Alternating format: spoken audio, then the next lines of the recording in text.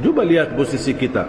Mohon maaf Bapak Ibu, menurut saya persoalan kita di Indonesia, bermasalah yang kita hadapi, berbagai macam masalah, wallahi gara-gara hubungan kita sama salat belum beres.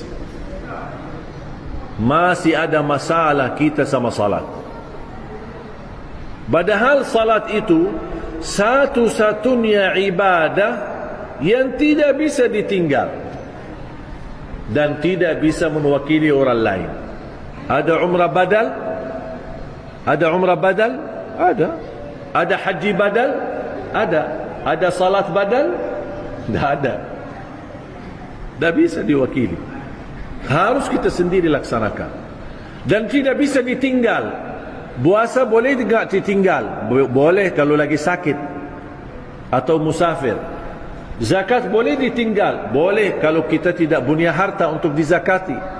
Haji boleh tidak ditinggal? Boleh jika belum mampu. Kecuali salat tak boleh ditinggal. Sakit, salat. Sehat, salat. Berdiri, salat. Dah bisa berdiri, duduk tapi tetap salat. Dah bisa wudu, tayammum. Dah bisa berdiri, dah bisa duduk, berbaring, tetap wajib salat.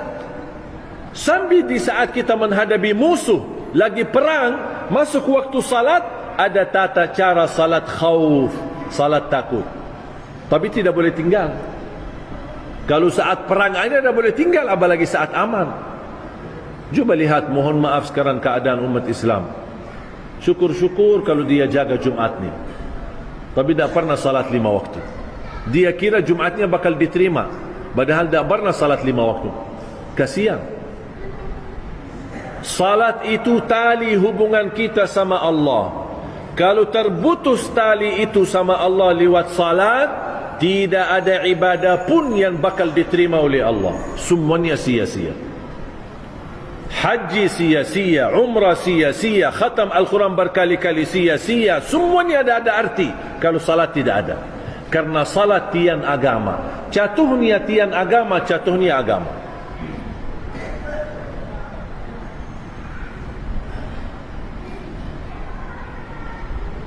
Makanya saya ketika menghadirkan guru saya, seorang ulama besar dan beliau juru kunci makam Rasulullah sallallahu alaihi wasallam. Saya pernah hadirkan 2 kali ke Indonesia. Ketika beliau hadir, selesai tausiah, saya sebagai penarjamah.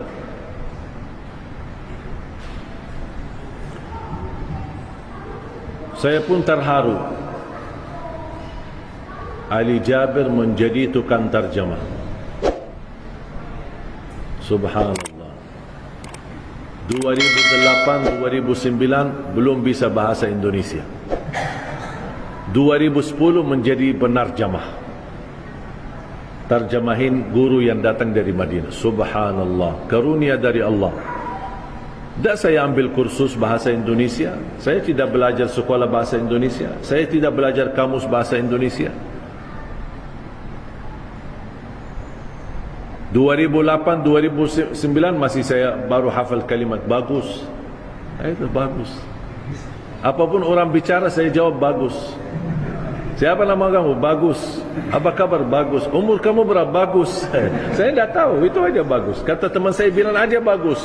Apapun orang bicara sama kamu, bilang aja bagus.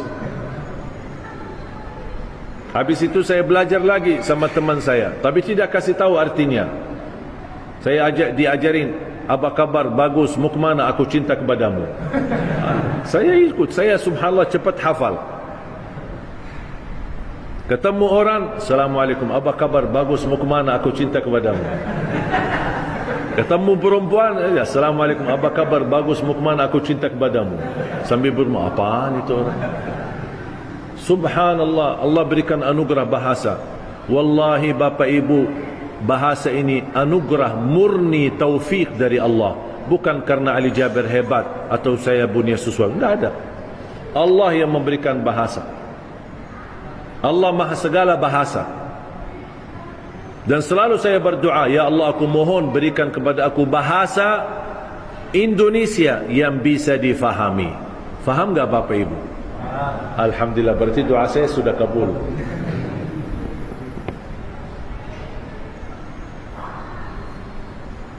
Jadi guru saya ketika dia berceramah bahasa Arab, juru kunci makam Rasulullah SAW, beliau sudah berkhidmat di makam Rasulullah SAW 79 tahun. Di usia beliau 17 tahun, 18 tahun dia berkhidmat, melayani dan menjaga makam Rasulullah SAW. Setiap tamu negara datang, dia yang membersihkan dan dia menyambut. Beliau wafat hampir kurang lebih 90-an. Dan 2 kali hadir di Indonesia. Ketika salah satu tausiah, habis selesai tausiah, ada pertanyaan, tanya jawab dari jamaah. Dan salah satu pertanyaan kepada beliau, gimana hukumnya orang Muslim tidak salat? Ketika saya menyampaikan dalam bahasa Arab, beliau kaget. Sambil mempandangi saya, "Iman ada orang Muslim tidak salat?" Dia kaget, heran. "Iman ada orang Muslim tidak salat?" Saya jawab, "Ada, banyak di Indonesia lagi."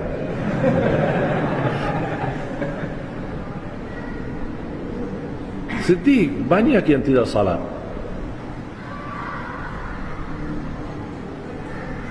Sering saya terima keluhan dari jamaah, khususnya ibu-ibu. Curhat, nangis, anaknya susah salat. Aku capek sama anakku, tolong doanya, tolong amalannya. Saya tanya, "Ibu, maaf, anaknya umur berapa?" "Sudah 30 tahun." Subhanallah, 30 tahun susah salat. Saya fikir masih anak-anak, 5 tahun. Sudah 30 tahun dah tidak mau salat.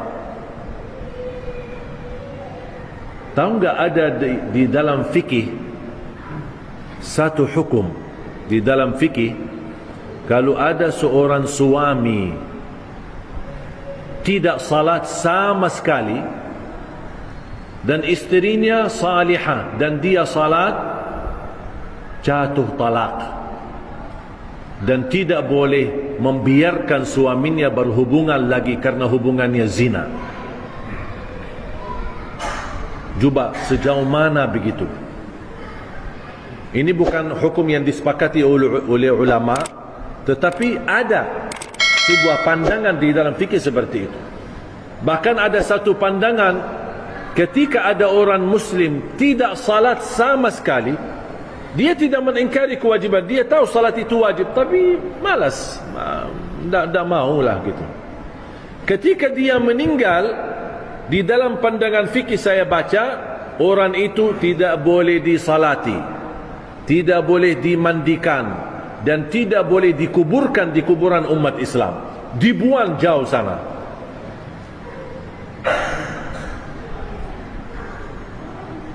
Ngeri ya. Cuba mohon maaf kalau hukum ini berlaku, nampaknya sepi kuburan Islam. Wala haula wala quwwata illa billah. Kita doakan semoga pemuda-pemudi Indonesia Allah berikan hidayah. Alhamdulillah belakangan ini sudah mulai banyak hijrah. Walaupun badannya banyak tatu, banyak ini, tapi alhamdulillah dia mau salat. Sampai saya berkali ketemu orang, "Ini gimana tatu saya?" Kalau tatunya ini sebenarnya memang dosa, tapi kamu sudah berhijrah, dan pasti Allah menerima taubatmu kalau taubatmu benar. Dan Allah tidak membandangi wajahmu, kulitmu, apa isinya, tapi Allah melihat amalanmu dan hati, isi hatimu. Makanya jemaah sekalian, bersyukurlah Bapak Ibu kalau anda menjadi orang yang bisa salat. Syukurlah. Wallahi syukur, bersyukurlah. Karena anda bisa berlangkah-langkah ke masjid. Anda mau bangun ambil air wudu di waktu subuh, wallahi ini anugerah nikmat dari Allah untuk kita. Banyak orang yang mampu tapi malas. Bahkan ada orang tetangga masjid tidak pernah datang ke masjid. Padahal jaraknya ke masjid satu tembok dengan masjid. Ada.